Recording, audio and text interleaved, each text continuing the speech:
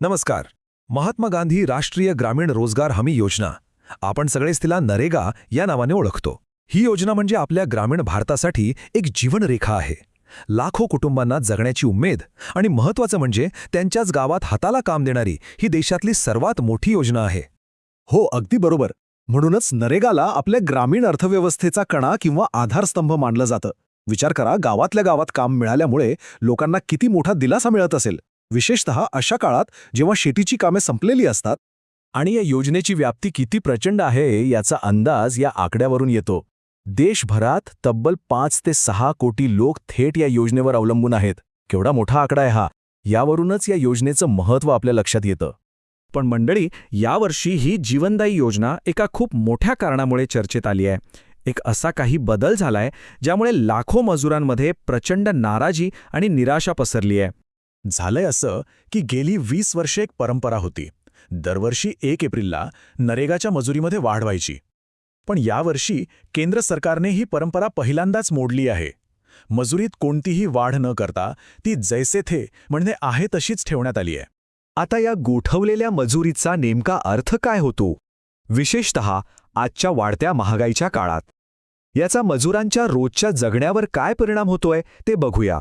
सध्या महाराष्ट्रात नरेगा अंतर्गत काम करणाऱ्या मजुरांना दिवसाला मिळतात फक्त 312 रुपये. हो, केवळ 312 रुपये. जरा विचार करूया. एकीकडे महागाईचा अक्षरशः भडका उडालाय. जीवनावश्यक वस्तूंचे भाव गगनाला भिडले आहेत. अशा परिस्थितीत दिवसाच्या 312 रुपयांमध्ये एका कुटुंबाचा संसाराचा गाडा कसा चालणार? यावर्षी मजुरीत चांगली वाढ होईल अशी मजुरांची अपेक्षा होती, पण 1 रुपयाचीही वाढ न झाल्याने त्यांच्या सगळ्या अपेक्षांवर पाणी फिरलंय. नरेगाचं महत्त्व विशेषतः उन्हाळ्यात खूप जास्त वाढतं. कारण या काळात ग्रामीण भागात शेतीची सगळी कामं संपलेली असतात आणि हाताला दुसरं कोणतंही काम नसतं. तेव्हा प्रत्येक मजूर मोठ्या आशेने नरेगाच्या कामांकडे बघत असतो. चला, महाराष्ट्रातल्याच एका जिल्ह्याचं उदाहरण घेऊन जमिनीवरची नेमकी परिस्थिती काय आहे हे समजून घेऊया. आपण फक्त अमरावती जिल्ह्याचं उदाहरण पाहूया. एरवी याच काळात तिथे साधारणपणे 50 ते 60 हजार मजूर कामावर हजर असतात. पण सध्या हा आकडा फक्त 23,854 वर आलाय.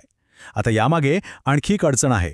ग्रामरोजगार सेवकांच्या संपामुळे अनेक ठिकाणी कामांची मागणीच नोंदवली जात नाहीये आणि त्याचा थेट परिणाम आपल्याला या कमी झालेल्या उपस्थितीवर दिसतोय. आता अमरावतीसारखी परिस्थिती पाहिल्यावर एक प्रश्न पडतो की ही मजुरी वाढते किंवा थांबते कशी? म्हणजे हे ठरवतं कोण आणि त्यासाठी नेमके काय निकष वापरले जातात? चला, हे समजून घेऊया. तर ही जी दरवाढ आहे ना, ती प्रामुख्याने CPIL म्हणजेच शेतमजुरांसाठीच्या ग्राहक किंमत निर्देशांकावर आधारित असते. आता सोप्या भाषेत सांगायचं तर हा निर्देशांक म्हणजे शेतमजुरांच्या बजेटवर महागाईचा किती परिणाम झाला हे मोजण्याचं एक महत्त्वाचं साधन आहे. त्यांच्या रोजच्या गरजेच्या वस्तू किती महाग झाल्या हे यातून समजतं. आणि ही मजुरी ठरवण्याचा अंतिम अधिकार असतो केंद्र सरकारच्या ग्रामीण विकास मंत्रालयाकडे. दरवर्षी मार्च महिन्याच्या अखेरीस ही प्रक्रिया पूर्ण होते. पण यावर्षी प्रक्रिया होऊनही दरवाढ का झाली नाही याबद्दल सरकारकडून अजून तरी कोणतंही स्पष्टीकरण आलेलं नाहीये, ज्यामुळे लोकांमध्ये संभ्रम आणखी वाढलाय. चला, महाराष्ट्रातल्या नरेगा मजुरीचा प्रवास कसा राहिलाय ते पाहूया. 2006-07 मध्ये ही मजुरी होती फक्त 65 रुपये. त्यानंतर 2010-11 मध्ये ती 100 रुपये झाली. 2015-16 मध्ये 181 रुपये. 2020-21 मध्ये 238 रुपये आणि गेल्या वर्षी म्हणजे 2025-26 मध्ये ती 312 रुपयांपर्यंत पोहोचली.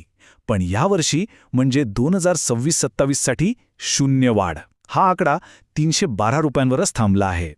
सरकारच्या या निर्णयाचे नेमके काय परिणाम होत आहेत आणि या योजनेच्या भवितव्याबद्दल कोणत्या चिंता व्यक्त केल्या जात आहेत यावर आता लक्ष देऊया. या निर्णयामुळे मजुरांच्या आर्थिक अडचणीत खूप मोठी भर पडली आहे.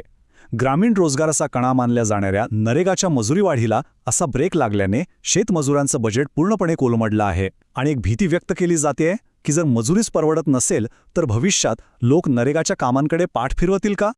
आता सर्वांचं लक्ष पुढील निर्णयाकडे लागलं आहे. पण एक महत्त्वाचा प्रश्न तसाच उरतो. आजच्या या महागाईच्या काळात दिवसाला 312 रुपये मजुरी खरेच पुरेशी आहे का, यावर नक्कीच विचार करायला हवा. माहितीपूर्ण व्हिडिओ आहे. तुमच्या शेतकरी ग्रुपवर नक्की शेअर करा. धन्यवाद. भेटूया पुढच्या व्हिडिओमध्ये.